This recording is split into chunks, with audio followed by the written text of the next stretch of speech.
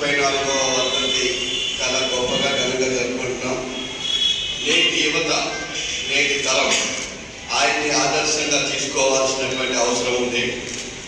ఇటీవల రాజకీయాలలో చాలామంది ఏదో ఒక పార్టీలోకి అర్జెంటుగా తిరిగిపోయి నేను ఈ పార్టీలోకి వచ్చినందుకు నాకేమిస్తారు, లేకపోతే ఒత్తిడి ఏమిస్తారు, ఈ పార్టీలో కొత్తగా నాకేమని ఇస్తారా, ఈ బేరసారాల్లోని రాజకీయాలు లేకపోతే సంస్కరణలు ఇటువంటి ఏది కాకుండా స్వార్థపూరితమైన విధానాలు ఈరోజు అమలుపరుస్తూ ఉన్నారు పబ్లిక్. జ్యోతిరావు పూలే 1874 దశకంలో ఆ శతకంలో 1800 టైంలోనే ఆ రోజుల్లో ఉన్న ఆయనకి ఏ పదవి లేదు, భవిష్యత్తులో వస్తుందని కూడా లేదు. మనకి స్వాతంత్రం వచ్చింది 1947.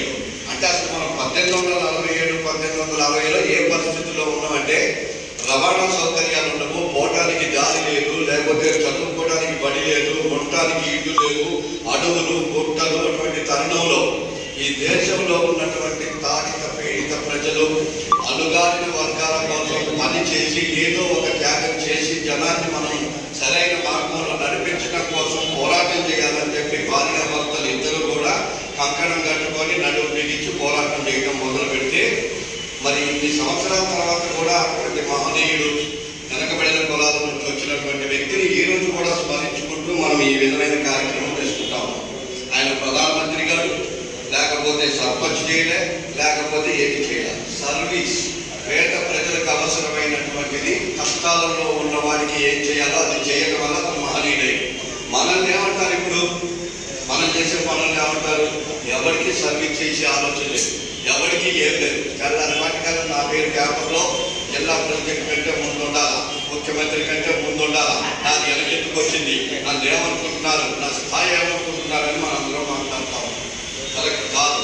ఆ రోజుల్లో చిన్న కుటుంబాలు అంటే ఎవరైతే తక్కువ కులాల వాళ్ళు ఉన్నారో వాళ్ళ స్త్రీలు బయటకు పోయి ఎక్కడైనా జనంలో తిరగడానికి కూడా వీల్లేని రోజుల్లోనే సావిత్రి ఆయన భార్య సావిత్రి గారు లాంటి వాళ్ళతో ఆ రోజుల్లోనే స్కూల్స్ ఏర్పాటు చేసి ఆ స్కూల్స్ ద్వారా మహిళలందరికీ చదువు నేర్పించి విజ్ఞానం నేర్పించి భవిష్యత్ తరాలకు మనం ఏ విధంగా ఉండాలనేటటువంటి అన్ని తీసుకున్నటువంటి మహనీయుడు.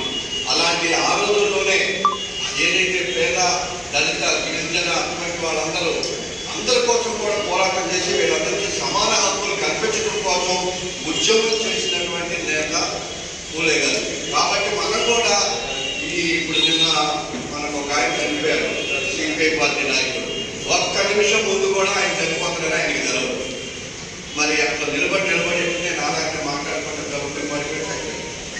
ఆ చిన్న ఎప్పుడు చచ్చిపోతుందో తెలియదు. మనం అనవసరమైన స్వార్థాలకు పోయి పదవులు ఆకాంక్షలకు లోనయ్యి వాటి కోసం పార్టీలు మారి వాటి కోసం అనేక రకాలుగా మనం తప్పులు కరకరగా చేసి పెట్టేదాన్ని మానేసి ఇట్లాంటి మహానుభావులు ఈ దేశం కోసం స్వాతంత్రం కోసం ఆనాటి నుంచి పోరాటం చేసినటువంటి మహానుభావుల్ని ఉట్టినే వచ్చి ఈరోజు రెండు పూలేసి ఇట్లా పోయేదానికంటే కూడా భవిష్యత్తులో వాళ్ళలాగా మనం ఒక పేరు తెచ్చుకొని మనం చచ్చిపోయినా మన పేరు గుర్తుండే విధంగా కొన్ని మంచి పనులు చేసి వాళ్ళకి ఆదర్శంగా మనం కూడా ఆదర్శంగా తీసుకోవాలని మరి ఆయన ఈ వర్ధంతిని చాలా ఘనంగా మన జిల్లా ఆఫీసులో కూడా జరుగుతున్నటువంటి మహనీయుల ఆదర్శాలను తీసుకొని పనిచేయాలని మేము మనందరినీ కోరుకుంటూ జై హింద్, జై కాంగ్రెస్.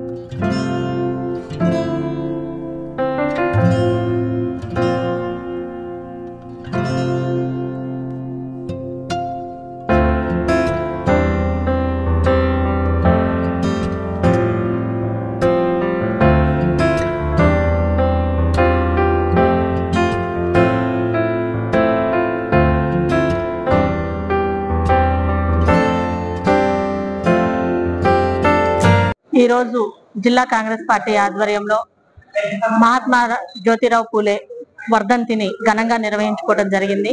ఎన్నో సంవత్సరాలు 134 సంవత్సరాల క్రితమే మహిళల్ని బయటికి తీసుకొస్తే బాగుంటుంది, సమాజం బాగుంటుంది అని మహిళల్ని బయటికి తీసుకొచ్చి ఆ మహిళలకు ఒక స్కూల్ స్థాపించి భార్యాభర్తలు ఇద్దరు కూడా ఆ మహిళల కోసం అయితే ఏంటి, ఇంకొన్ని సంస్కరణలు చేసేదైతే ఏంటి, బడుగు బలహీన వర్గాల కోసం అయితే ఏంటి, వాళ్ళు పాటుపడిన సంఘ సంస్కర్తగా ఒక మంచి పేరు తెచ్చుకున్నటువంటి జ్యోతిరావు పూలే గారిని ఈ రోజు వరకు కూడా మనం స్మరించుకుంటున్నామంటే ఆ రోజు ఆయన చేసినటువంటి సంఘ సంస్కరణలన్నింటినీ కూడా మనం భావితరాలకు అందజేయాలి.